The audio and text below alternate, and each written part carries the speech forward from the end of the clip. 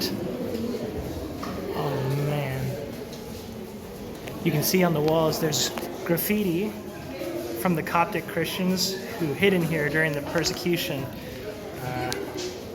under, I'm not sure if that was during Roman rule or not, but people who would hide out in these tombs.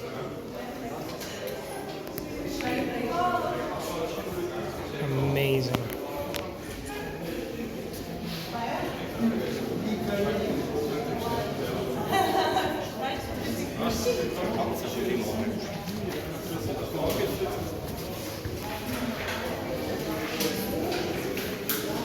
Huh. Look, they got slugs. Go banana slugs.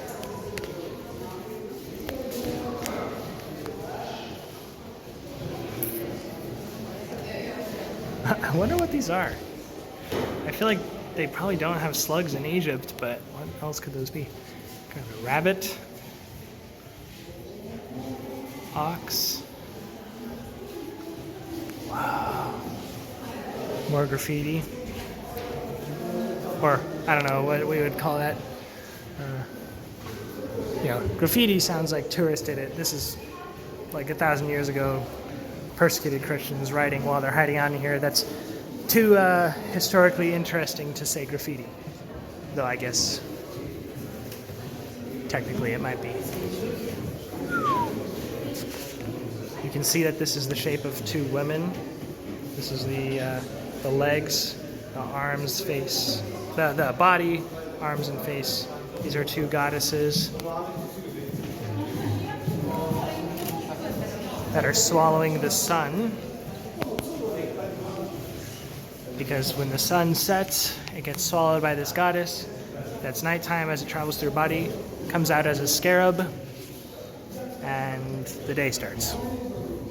Apparently that was the belief. This is one of the largest, if not the largest, sarcophagus that they've found in the Valley of the Kings, which is where I am. Wow, good Lord. So this tunnel, this is one of like probably dozens of tunnels in the Valley of the Kings, and some of them go way, way longer than this, really deep into the ground. It's really, really impressive. I was looking at a map of some of the tunnels, and it's just mind-blowing. Good Lord, this is amazing.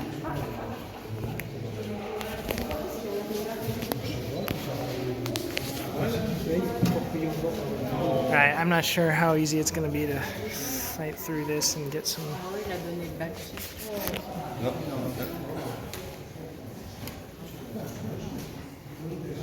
He's filming, interesting. Area's closed off, so I guess that's it for this tomb. Boy, that's wild.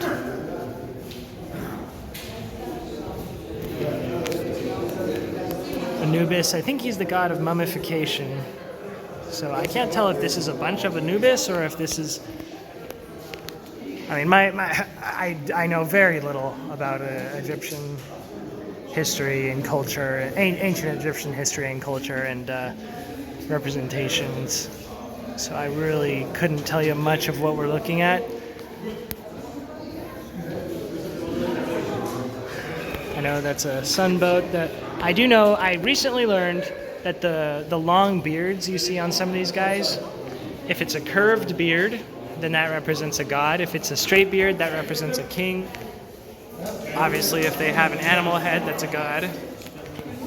So here's a couple of gods riding on a sunboat. Not even sure what a sunboat is, but there's it's a recurring thing. Guess I should film a little bit of myself here for you while I'm inside, just to prove that I was here. Okay, I'm not a big selfie guy, but I gotta take a selfie or two here. This is too good. One thing that's really nice about this tomb, they don't let the hustlers inside. You actually have to have like a paid ticket. And so our tour guide didn't come in with us, but there's no one you know, bothering or hustling. So you can just enjoy, take it in. This is pretty outstanding. It's interesting. I thought that this was real graffiti. People, you know, tourists just coming in and carving whatever they want. I think there is some of that. I mean, this. Oh yeah, that's whoever John Stockton is. He is a jerk. Come in here and do real graffiti. But some of this looks like it's in Greek letters, and so I don't know if that's real graffiti or if that's, again, you know, historical graffiti rather than just modern tourists just coming and trashing an ancient site, which, you know, this stuff, the real graffiti, oh, that is so messed up. But some of this, I'm like, I know that there was the Coptic graffiti before that I pointed out. I don't know how much, which of these are modern versus like this here. I think that's more like historical graffiti, pre-tourism.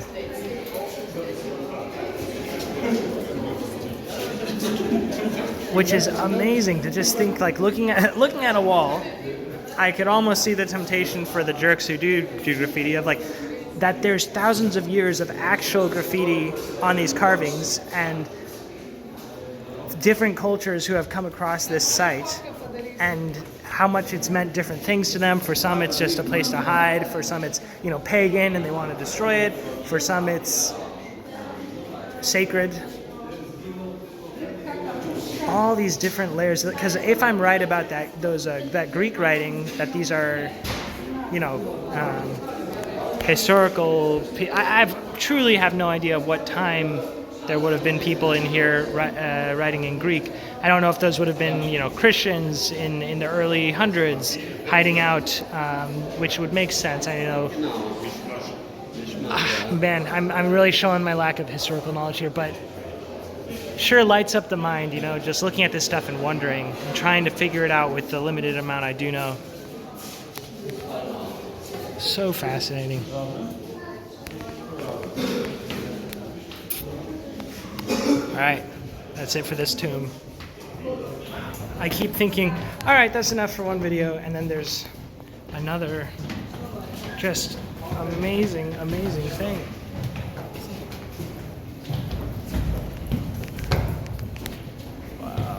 This is definitely much deeper, more profound than the last.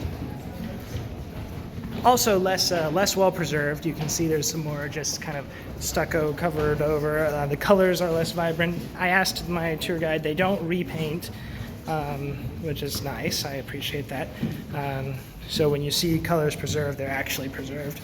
It's a little worse in here. But just the fact that they carved this structure into the side of a mountain down into the ground is truly mind-boggling and really cool. I always love underground mines, caves, temples. I just love going under the ground for whatever reason. Always have since I was a kid. I loved going to, you know, caves in Sequoia or whatever. Whew. There's even side chambers in this one. Amazing.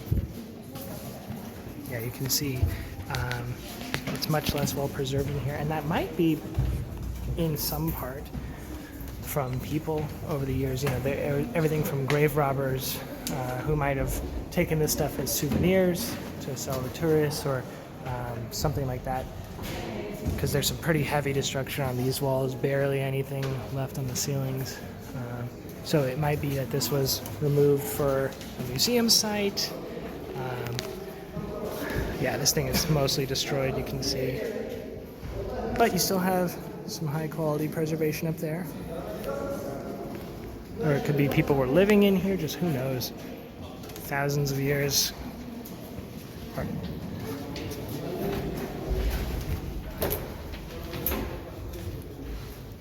Side chambers. And like I said, they still discover to this day new chambers as technology allows them to, use basically like kind of sonar that they can read into the ground. As that technology improves, as weather events or tourism or something, people just stumble across new openings. All right, for the sake of not droning on, I'll stop filming in here, but oh man, it's so cool.